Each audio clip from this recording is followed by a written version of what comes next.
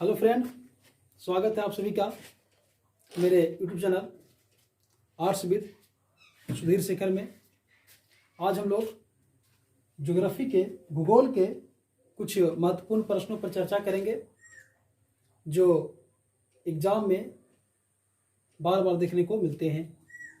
इससे पहले इतिहास के जो महत्वपूर्ण प्रश्न हैं उन पर भी हम लोग चर्चा कर चुके हैं, तो आप यदि उन वीडियो को नहीं देखे हैं तो एक बार जा कर के उन इतिहास के प्रश्नों को भी देखें जो आपके लिए काफ़ी लाभकारी सिद्ध होगा।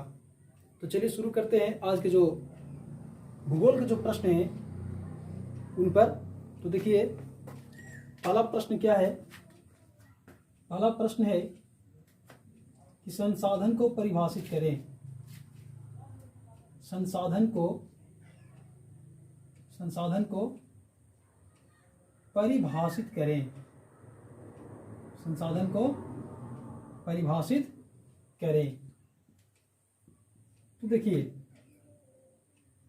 प्रश्न है कि संसाधन को परिभाषित करें। संसाधन कहते किसको है? तो बहुत ही आसानी तरीके से समझिएगा कि दुनिया की हर वो वस्तु जो मनुष्य के काम में आए और मनुष्य की आवश्यकताओं की पूर्ति करे, वह जो वस्तु है संसाधन कहलाती है। क्या बोला? एक बार ध्यान से सुनिएगा कि दुनिया की प्रत्येक वस्तु जो मनुष्य के काम में आए और उसकी आवश्यकताओं की पूर्ति करे, वह वस्तु क्या है? संसाधन है। यदि दुनिया में कोई वस्तु है लेकिन उसका कोई उपयोग ही नहीं है, कोई उपयोगिता ही नहीं है उसकी, तो संसाधन नहीं माना जाएगा। तो देखिए, अब इसको हम लिखते कैसे हैं, इसका आंसर देख लीजिए। इसको लिखेंगे कि दुनिया की या संसार की, जो भी आप बोल लें, दुनिया की प्रत्येक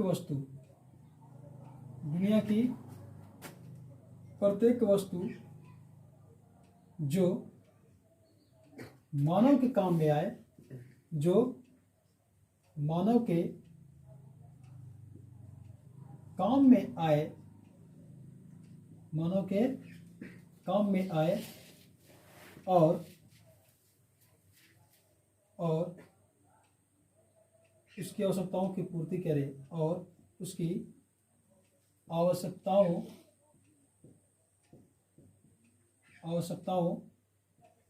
की पूर्ति करे,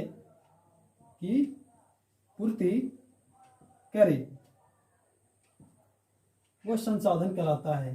वह क्या कहलाता है? संसाधन कहलाता है। वह संसाधन कहलाता है। देख लीजिए क्या लिखा गया है कि दुनिया की प्रत्येक वस्तु जो मानव के काम में आए और उसकी आवश्यकताओं की पूर्ति करे, क्या कहलाएगा? संसाधन कहलाएगा। तो अब हम लोग दूसरे प्रश्न की ओर बढ़ते हैं। देखिए, दूसरा जो प्रश्न है वो क्या है? दूसरा प्रश्न है समोच्च कृषि। समोच्च कृषि से आप क्या समझते हैं? समोच्च कृषि से आप क्या समझते हैं? समोच्च कृषि से आप क्या समझते हैं? आप क्या समझते हैं? देख लीजिए, प्रश्न है कि समोच्च कृषि से आप क्या समझते हैं। तो देखिए, पर्वतीय जो इलाके होते हैं, पर्वतीय क्षेत्र जो होते हैं, वहां पर भी लोग कृषि करते हैं। लेकिन कैसे करते हैं? जो पर्वतीय ढाल होता है, इस तरीके से पर्वतीय ढाल, तो पर्वतीय ढालों पर सीढ़ीनुमा खेत बना करके कृषि करना समोच्च कृषि कहलाता है। क्या कहलाता है? कि यदि पर्वतीय ढालों पर सीढ़ीनुमा खेत बनाकर कृषि किया जाए तो उस कृषि को समोच्च कृषि कहते हैं। तो देख लीजिए इसका आंसर कैसे लिखाएगा, क्या होगा? कि पर्वतीय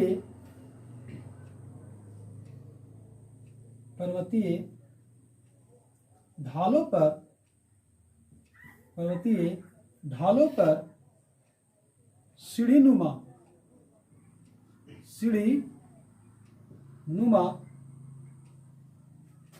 खेत बनाकर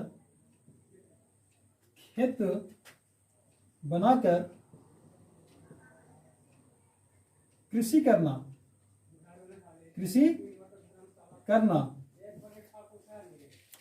समोच्च कृषि कहलाता है। समोच्च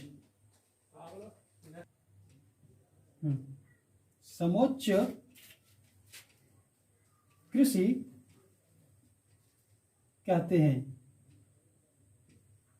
क्या कहते हैं? समोच्च कृषि कहते हैं। देख लीजिए कि ये छोटा सा है, 1-2 नंबर का क्वेश्चन इससे आता है, पूछता है कि समोच्च कृषि से आप क्या समझते हैं। तो पर्वतीय ढालों पर, जो पर्वतीय इलाके होते हैं, पर्वतीय जो क्षेत्र होते हैं, वहां पर क्या होता है कि पर्वतीय ढालों पर सीढ़ीनुमा खेत बनाया जाता है और सीढ़ीनुमा खेत बना करके कृषि करते हैं। तो सीढ़ीनुमा खेत बनाकर जो कृषि करना होता है वही क्या कहलाता है? समोच्च कृषि कहलाता है। तो चलिए अब हम लोग नेक्स्ट प्रश्न की ओर बढ़ते हैं, और जो अगला प्रश्न है वो है तीसरा प्रश्न है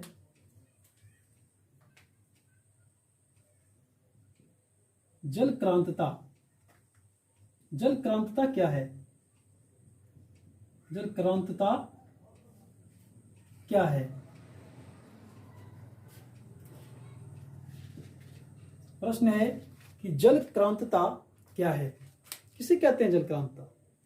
तो देखिए समझिएगा कि कृषि के लिए सिंचाई बहुत जरूरी है। सिंचाई के बिना यदि फसलों को सिंचाई की सुविधा न दी जाए तो कृषि ढंग से नहीं हो पाएगी। लेकिन यदि आवश्यकता से अधिक जल यदि कृषि क्षेत्र में जाएंगे तो क्या होगा? वो कृषि क्षेत्र को तो नुकसान ही पहुंचाएगा। जितना जल चाहिए सिंचाई के लिए, उसे अगर कहीं ज्यादा जल अगर जाता है कृषि क्षेत्र में तो क्या होगा? नुकसान ही होगा। तो हम कह सकते हैं कि आवश्यकता से अधिक जल जब कृषि क्षेत्र को नुकसान पहुंचाता है तो उसे ही जलक्रांतता कहते हैं। क्या बोले? ध्यान से सुनिएगा कि आवश्यकता से अधिक जल जब कृषि क्षेत्र को नुकसान पहुंचाता है तो उसे जलक्रांतता कहते हैं। देख लीजिए, इसको लिखते हैं। यह प्रश्न भी पूछा जा चुका है कि आवश्यकता से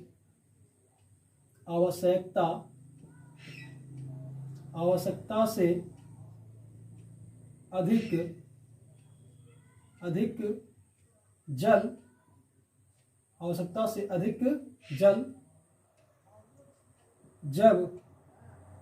जब कृषि क्षेत्र को नुकसान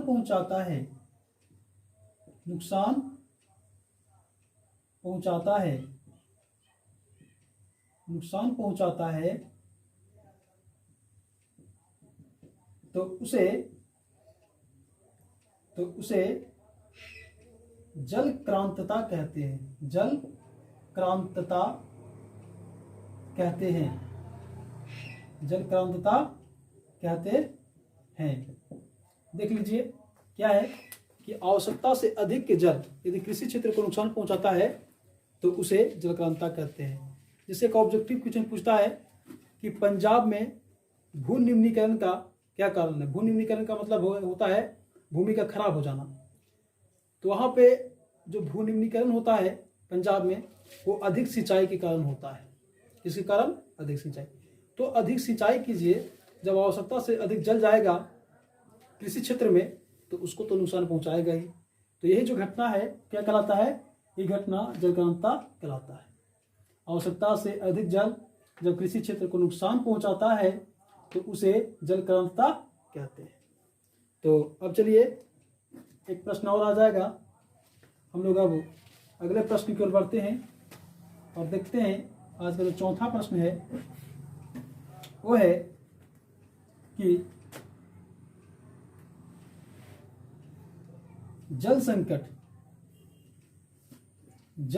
क्या है? जल संकट क्या है? देखिए जल संकट क्या है, प्रश्न आते हैं तो इसका आंसर होगा कि स्वीडन के एक जल विशेषज्ञ थे जिनका नाम था फॉल्कन मार्क। स्वीडन के एक जल विशेषज्ञ थे जिनका नाम था फॉल्कन मार्क। उनके अनुसार यदि किसी व्यक्ति को एक दिन में 1000 घन मीटर जल की आपूर्ति नहीं हो पाती है तो उसे जल संकट कहते हैं। क्या बोले, एक बार ध्यान सुनिएगा। यदि किसी व्यक्ति को एक दिन में 1000 घन मीटर जल की आवश्यकता या आपूर्ति नहीं हो पाती है तो उसे जल संकट कहते हैं। चलिए अब इसको लिख लेते हैं, देखिएगा इसका आंसर कि स्वीडन के, लिख देंगे स्वीडन के जल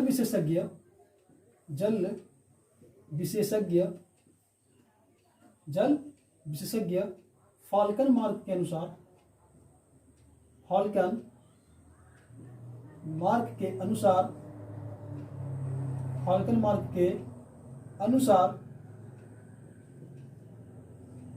स्वीडन के जल विशेषज्ञ फॉल्कन मार्क के अनुसार यदि एक व्यक्ति को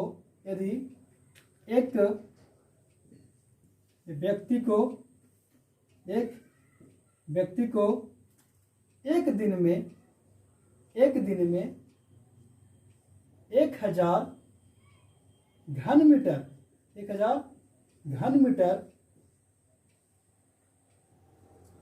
जल की आपूर्ति नहीं हो पाती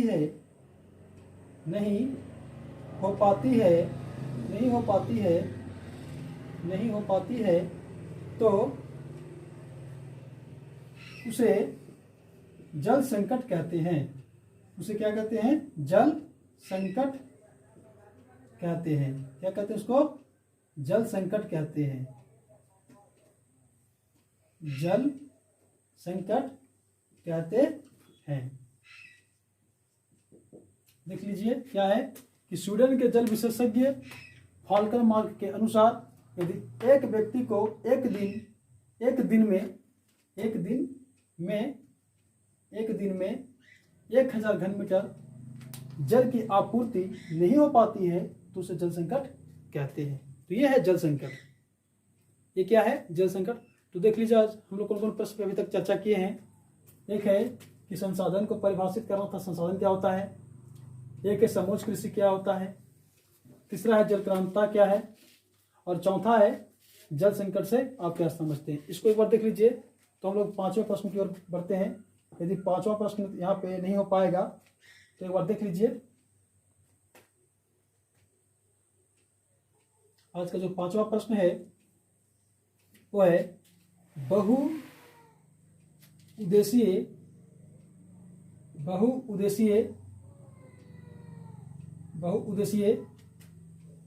परियोजना। बहुउद्देशीय परियोजना से आप क्या समझते हैं। बहुउद्देशीय परियोजना आप क्या समझते हैं। प्रश्न है कि बहुउद्देशीय परियोजना से आप क्या समझते हैं। तो देखिए ये क्या बहुउद्देशीय परियोजना क्या होता है। यदि किसी नदी पर बांध बनाकर एक साथ कई उद्देश्यों की प्राप्ति की जाए तो उसे बहुउद्देशीय परियोजना कहते हैं। ध्यान से समझिएगा।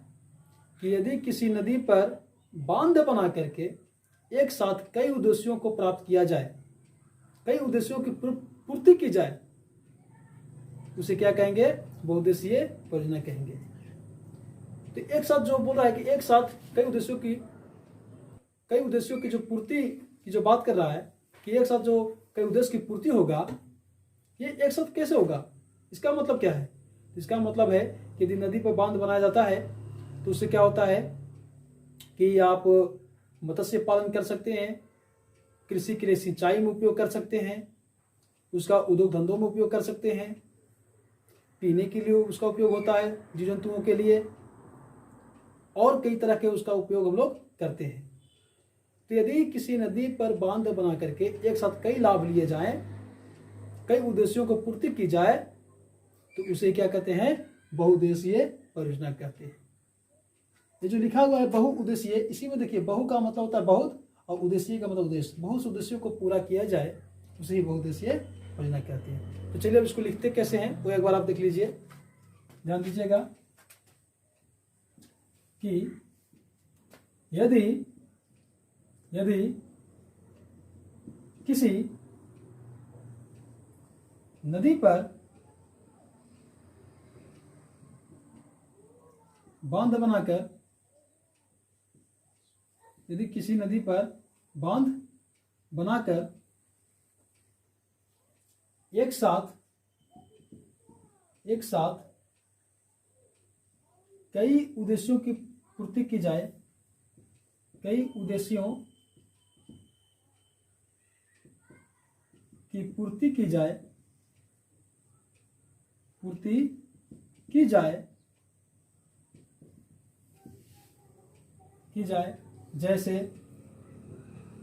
जैसे मछली पालन, मत्स्य पालन आप बोल सकते हैं, मछली पालन, सिंचाई, उद्योगों में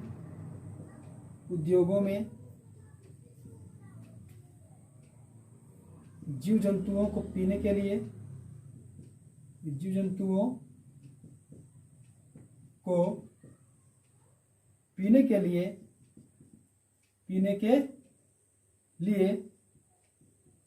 इत्यादि। क्या लिखे हैं देख लीजिएगा कि यदि किसी नदी पर बांध बनाकर एक साथ कई उद्देश्यों की पूर्ति की जाए, जैसे मछली पालन, सिंचाई, उद्योगों में जीव जंतुओं को पीने के लिए इत्यादि, इसे ही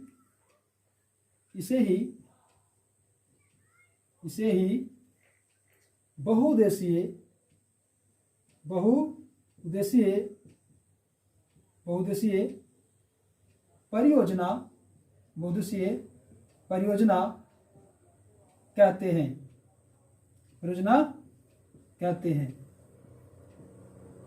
देख लीजिए क्या है कि यदि किसी नदी पर बांध बनाकर एक साथ कई उद्देश्यों की पूर्ति की जाए या एक साथ कई प्रकार के लाभ लिए जाएं, तो इसे बहुउद्देशीय परियोजना कहते हैं।